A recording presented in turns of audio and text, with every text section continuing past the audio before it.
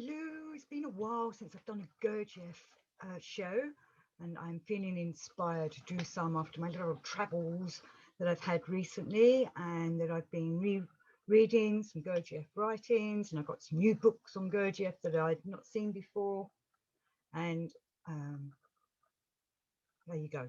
And in between, I've been doing other things and reading other writings. So I wanted to do this show on perfection and start off with a Salvador Dali quote. And he says, "Have no fear of perfection. You will never reach it." And I think that's quite valid, really. Everybody attains to try and be perfect, but it's like a unattainable goal, really. So Gurdjieff is trying to help us become perfect in our essence and be the real person, real I, the real man or woman that we should be. But many people's goals for perfection is quite different to a spiritual path goal of perfection. So I was just looking at my hair there, it's sticking up. It's a little bit electrified. I'm getting back on the old Zoom. So I was going to do some Gurdjieff quotes, obviously, on this, and be interested to hear what your ideas or ideals or of, of perfection is, and how imperfect we all are. And so I shall start with in meetings. No, I won't start with meetings with remarkable men. I'm screwing this up already. I'm starting with Life is Real, Only Then When I Am, page 83. All this is indispensable in order that in a man working upon himself should arise and accumulate, as could only lawfully proceed, the needed energy for the possibility of continuing to work with the intensity of striving and power of reaction upon himself, which alone permits the transmutation of oneself from this nullity into this something which it ought to have been, even according to his own good sense. So he's talking here about perfecting oneself. And that's what we're trying to do by doing the work, as I've said in all these other shows I've been doing over the last year or so. We're trying to perfect ourselves, the self, the I, the essence, the real I. And to do that, we need to get in tune with the cosmic laws and the harmonious development of everything. And as Gurdjieff's own school was called, the harmonious development of man and woman. But we're using man in the sense of, in them days, man meant men and women. And it still does today, I think. I know we're supposed to be all being perfect in what we're saying, but we can't be. And sometimes I forget to say man and woman, and I'm trying to read the quotes directly. So I'm not going to try and change the quotes just to sound PC. So, with this intensity of striving and the power of reaction upon himself, which alone permits the transmutation of oneself from this nullity into that something, and he always has something in quotation marks, as you'll probably see in his writings. He does explain what this something is, but you need to read the books to find that out. But that nullity is us trying to become a nothing or no thing and not being attached to anything, and then developing our essence so that we can be the real I, and it takes work. So we're striving towards it. So we're going to do some all and everything where all the secrets are written. So all and everything, page 196. The surplus of cosmic substances forcingly given you by the Creator and by nature to use for the purpose of your personal self-perfecting is not given to your donkey. Not the donkey, it's to you to work on yourself. Even though the donkey works hard, we have to work hard. And these variously powered manifestations of beings of diverse form actualize in their totality just those exterior conditions in which alone it is possible for those similar to you, free brain beings, that's us, consciously to perfect the germ of reason placed in their presences to the necessary gradation of pure objective reason. So we're trying to perfect ourselves so that we can have, the pure objective reason. If we have that, then we'll be able to understand and see everything and be the real I that we want to be, the real person, the real man, the real woman. So we're given this opportunity, but we're distracted by everything else that's going on in life. So I sound like I'm repeating from other shows, really, but I just wanted to get these quotes out to you, really, and hopefully that encourages you to go and read the books. And Gurdjieff goes on to say on page 209, the perfection of a being depends upon the quality and quantity of his inner experiences. As Christ used to say, what goes in through your mouth doesn't matter, it's what comes out. And so we're trying to make our insides perfect. And that's not just our, you know, our physical body, it's got to be our emotions and our mind, but to harmonize them all and get it all in tune so that we can think in a way that uses our conscience. We want to feel in a way that makes us understand what those feelings are and how they're affecting us.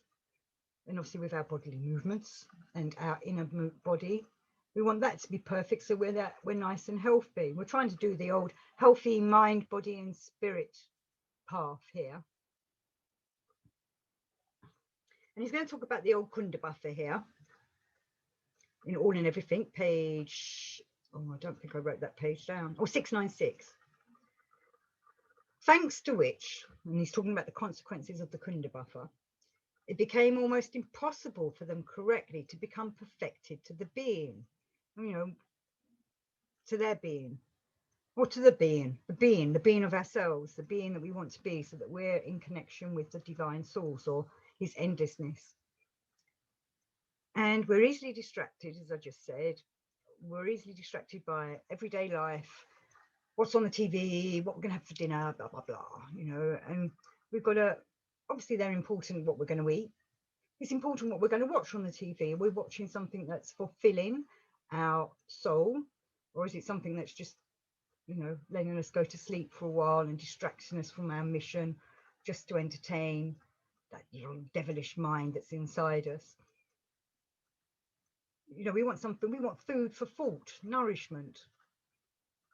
You know, when you're out and about, try and do things that you enjoy, that help you develop yourself.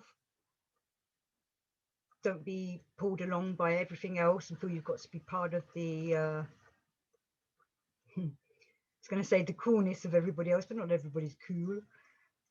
You know, you've got to find what fulfills you to help you with your development and what path you want to go. And I like to think that you're doing these shows because you want to be, I like to use the word spiritual warrior. I know it's not very popular with some people, but you know, I know it's putting names on things and maybe we shouldn't be.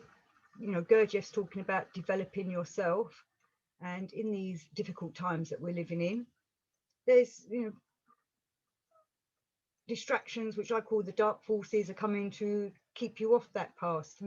To me, dark forces want to disconnect you from your spiritual. They want to disconnect you from your connection to the divine. And the light path, obviously, is keeping you in touch with your God, or whatever your God is, whoever your God is, and keeping you on that divine path, or hopefully becoming a spiritual warrior that you want to be, the Jedi that you want to be. I'm going to continue with this quote. So, thanks to which it became almost impossible for them correctly to become perfected to the beings which free-brain beings ought to have.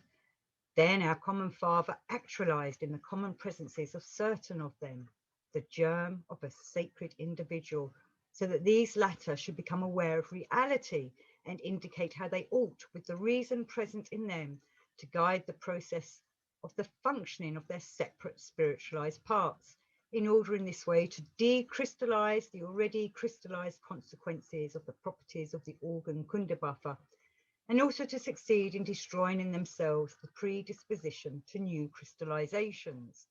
And we want to crystallize in a way so that we are not caught up in imaginations, not caught up in the what they say is the real world, but isn't. As Gurdjieff titled his last book, Life is Real Only Then When I Am. We're only really living life when we're awake, when we're aware, when we're awake is the best way of saying it. And when we're awake or doing the work, we suddenly become aware of how asleep everybody else is, how life is not real and we're just going along in the patterns that everybody else is doing and caught up in the rat race, blah, blah, blah. It helps you live in that kind of world because you can see what's real and you're not deceived by everything that's going on. But it can be difficult because not everybody else is seeing what you would start seeing. I'm not saying you're going to start seeing, well, you might start seeing other realms or other things going on, but it's just seeing how the whole world is the lunatic asylum that Gurdjieff calls it. Gurdjieff says we live in a lunatic asylum, and we do. We don't live in a world that seems very sane or very fair. Okay, we seem to do things back to front and upside down. And when you start waking up, you start seeing the chaos that's going on, and you're trying to bring harmony to yourself so that you can then bring harmony to your life. Because when you start waking up and start seeing these kinds of things, it's as if the gods are looking down upon you, and they do start making things more harmonious for you and more, I don't want to say you start getting your own way. It's not like that, but you start, because you don't want what the personality wants. You want to be the essence, the real I, which makes you suddenly realize what you really need and want, or what you thought you needed and what you wanted is not that important. I'm waffling a bit, but Gurdjieff says it better, so you should go and read his books. And I was going to say about, right, so, you know, we've all got this chance in us. We've all got that germ of a sacred individual, and that's what we're trying to become, a sacred individual. And as I've said in past programs, it's not just about for this life, it's for the next life, or to get off the wheel that's going round and getting you onto the next step up in the evolution of humanity, or whatever it's going to be when we die or pass on or whatever. But what the problem was, and this is where he explains a little bit in page 782 of All and Everything. So he's talking about humans. There disappeared from their essence both the instinctive and the intentional striving for perfecting. There disappeared in them the need of conscious absorption of cosmic substances, but even also the very knowledge and understanding of the existence and significance of higher being foods.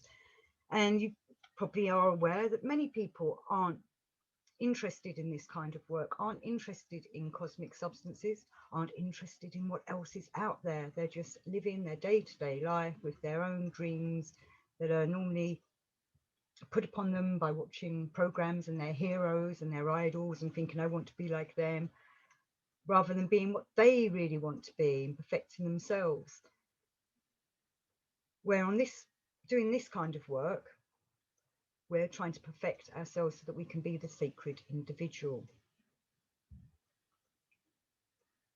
We want to bring it back. So we've still got that opportunity there. We've just got to be aware that we can do this.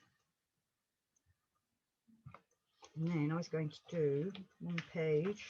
Oh yes, I wanted to do the little quote. One of my favourite bits in Beelzebub's Tales to His Grandson is all about the red pepper. And the red pepper, I think, is a fantastic way of saying why this path seems difficult, but we want to continue with it. So I'm going to just do the quote. Hopefully you're feeling this way like I do. I want to eat that red pepper.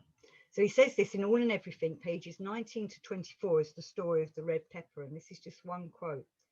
So there's this Kurd who's come along and he's bought this red pepper, but he doesn't know what it is, but he wants to eat it. He knows he needs it. And he's being warned against it. And he's being told, you'll be burnt alive. Stop eating that extraordinary product, so unaccustomed to your nature. And our Kurd replied, no, for nothing on earth will I stop. Even if my soul departs from my body, I shall still go on eating. Whereupon our resolute Kurd did not stop, but continued eating the red pepper pods. And them red pepper pods, it's like you've been given a key to get on with this work. You have to think of the analogy of using the red pepper pod as the books and the teachings. it is hot stuff to take on. It does burn your mouth and your insides and everything. It does burn your brain and your emotions and your body, but hopefully in a way that you think, yeah, there's something, it's telling me to do something, rather than I'm going to put this down because it's burning me alive. You know, many people I found over the years have left the spiritual path quite early on because it is difficult to go on it if you don't have the real inclination to do it. You know, I've said in a previous show that I only did the other day about how we have to look at our dark side. That puts people off doing the spiritual path. We have to look at our inner self and our past and things that grate at us, and really not let them grate at us, and instead work with them and change them so that we can use them as for our benefit and learn from them.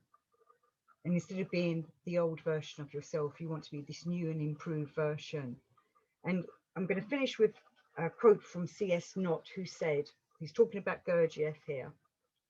He then handed me a red pepper and said, "Eat, then we'll remember," can be a reminding factor. So that red pepper is a reminding factor that you do want to do this path. It will be difficult, but we're trying to perfect ourselves. And though Salvador Dali's saying it's unattainable, it is attainable if we work hard. So until next time, stay perfect, everybody. Peace and out.